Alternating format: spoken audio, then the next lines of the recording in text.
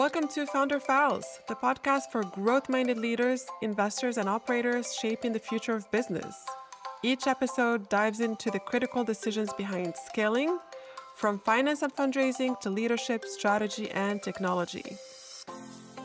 Founder Files is powered by Cypher, the AI-powered and human-led finance partner helping growing companies scale with clarity and confidence. Learn more at cypherfin.com. Part one was very much about mindset and structure and understanding what a practical CFO and what they do. Part two is more about infrastructure because, strategic finance without clean data and real-time visibility can be challenging to use, as we said earlier. So in this part two, I want to talk about dashboards, how to build them, have real-time dashboards, how to have that visibility and finance infrastructure that drives growth and that increases profitability over time, connecting business intelligence with finance, with execution. So I know, Nick, that you love building dashboards and you're really good at it and you can tell us more about that. But what does real-time financial visibility actually mean for those businesses that are between 1 million to 50 million, $50 million in revenue? It means that I think, number one, you have the right data set up in whatever system, whether that be QuickBooks, even if it's Excel, anything but paper, some form of digital format.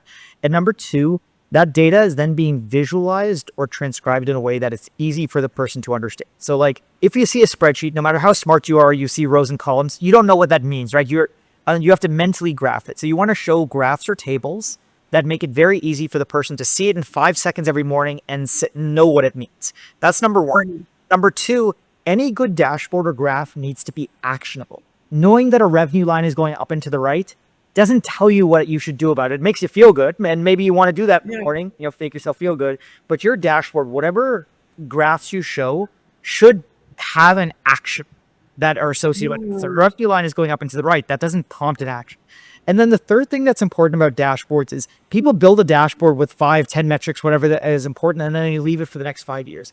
Your dashboard should change every month based on the metrics that matter for your business that month or that quarter. So as an example, when I was CEO of IdeaScale, if I made my dashboard publicly available to every member of my team, because there were pretty much no secrets at the company, or really no secrets. Wow, I love that. But if anybody logged into my dashboard, month to month, they would see the graphs totally change because the metrics that mattered for my business in Q1 were very different because what we were focused on 6 months later or even a month later might be very different.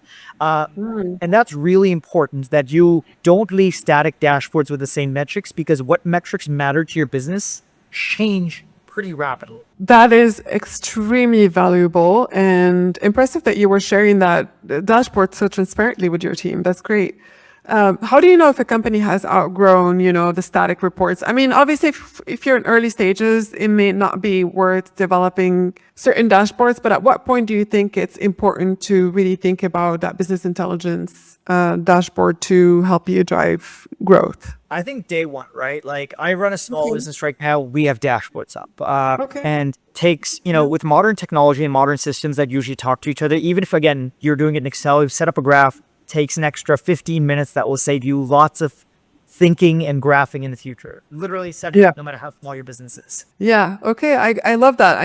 And I think you're right. With AI and so many software and tools that are out there, it's extremely possible to have access to a good dashboard and just plug it into your QBO. And again, it's whether you like Excel, whether you like QuickBooks, whether you like Tableau, Power BI, right? Our software, whatever it is, like takes a few minutes. It's definitely worth it, even if you run like a tiny business. So do you think going to look for a platform is the better option, or hiring maybe a business intelligence analyst along with AI to build something customized is a better option?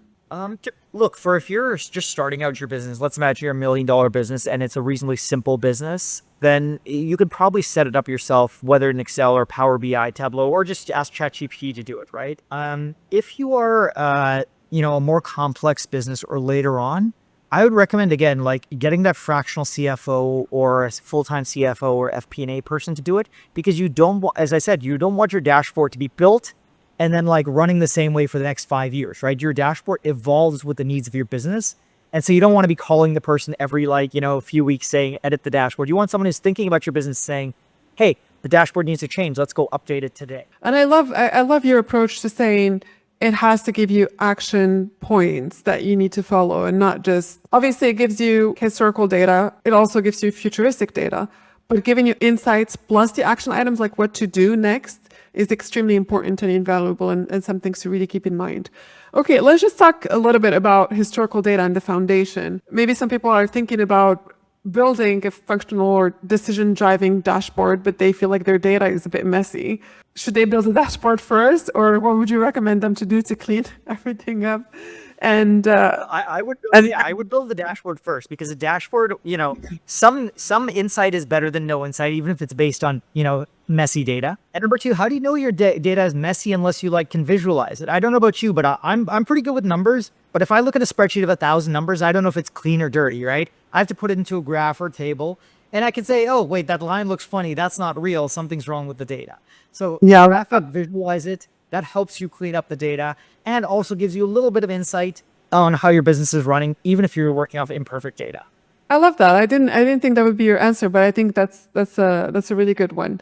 So, and why do you feel like cleaning up the data is really important once you have that dashboard set up? Look, your insight is only as good as the information that you're basing it on, right? All your data, whatever that data is, whether that be marketing data, financial data, needs to be some level of cleanliness, right? It doesn't need to be perfect. Well, some accounting and cash flow data probably does need to be perfect for legal reasons, but information doesn't need to be perfect. It needs to be good enough for its purpose. Otherwise, you're making bad decisions, right? Or making decisions based on no information, which is not, it's not how well-run businesses run, whether that be small businesses or billion-dollar businesses. Okay, so Nick, I know that you love building dashboards. Tell us what you're working on today. So my business partner and I launched Eagle Rock CFO a few months ago. And what it is an AI-powered kind of fractional CFO. And it really does two things. Number one, it builds these beautiful dashboards that take 30 seconds to set up. They connect to your QuickBooks. You don't need to any config. It just generates beautiful graphs and insights for you. And number two, then it goes the extra step, which is not just the dashboarding, but it says, okay, what actions should you take to make your business better? In the same way that if you would have a strategic or fractional CFO and would say, hey, you can cut these costs or you should buy these insurance policies, our tool does that for you. So it accesses your data and then gives you advice on what you should do to make your business profitable, not 5 years from now, but more profitable a week from now. Thank you so much, Nick. This has been really invaluable, great insights. If you're a founder listening to this and thinking, I have reports, I have dashboards, I have QuickBooks, I'm all set. The real question is, do your numbers help you make better decisions this week? Just like Nick said. Nick, thank you again so much for being here today. Please, if you're listening to this episode, reach out if you have any questions.